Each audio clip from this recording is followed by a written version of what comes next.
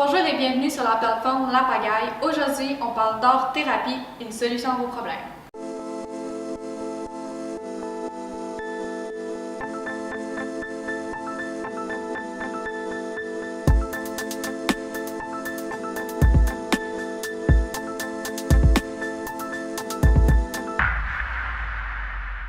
Depuis la pandémie, le moral des troupes en a pris un coup. Je sais pas pour vous, mais le mien en a pris une claque.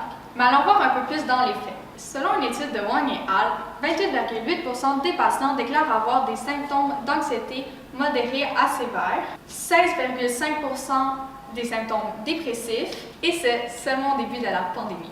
Et selon une autre étude, plus de 80% des patients déclarent avoir vu un changement négatif depuis le début de la pandémie. Pour ce qui est du confinement, suite à une étude faite chez les personnes atteintes du SRAS, 80% déclarent ressentir de la nervosité et de la tristesse. Ces pourcentages démontrent que de se sentir déprimé, anxieux, triste, nerveux, c'est tout à fait normal. L'important, c'est de s'écouter. Parce qu'au final, le stress est une réaction physiologique normale à une situation anormale. Donc déjà, pour réduire notre stress, il faut s'informer et s'informer à partir de sources fiables. Sinon, si malgré tout cela, le stress est encore palpable, j'ai une solution pour vous, l'art-thérapie.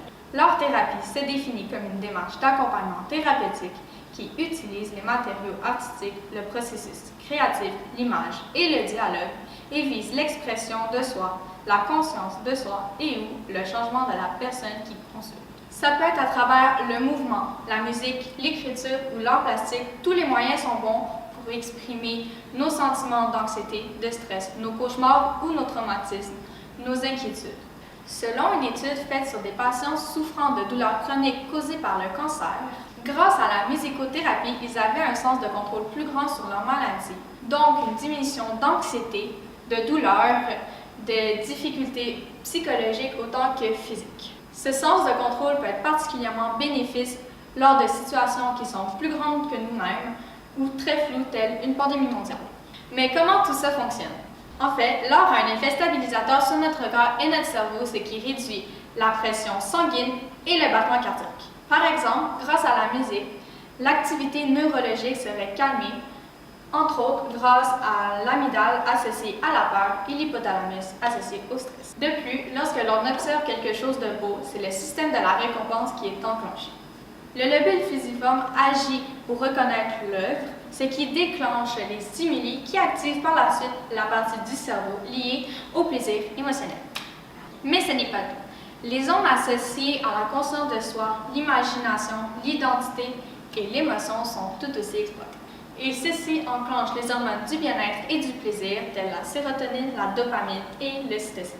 Grâce à l'art-thérapie, nous avons un meilleur contrôle de nos émotions et de notre personne, mais aussi on améliore notre mémoire, notre concentration et ça diminue nos maux de tête. Bref, les points positifs sont si nombreux.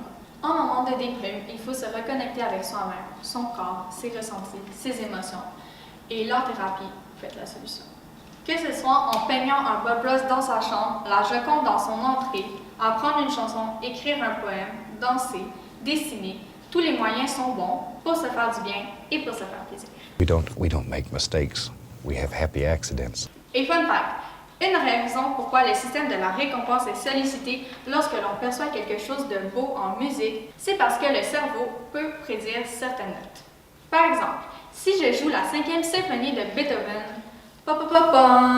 le fait de savoir le reste vous fera plaisir et vous apportera un sentiment de bien-être. Comme si bien expliqué dans une entrevue avec une psychologue mise à bord d'infos. Bref, les moyens sont nombreux pour passer au travers de la pandémie et ne pas se perdre en chemin. L'art-thérapie en est un parmi tant d'autres. N'oubliez pas de partager l'information pour contrer la désinformation. Yeah.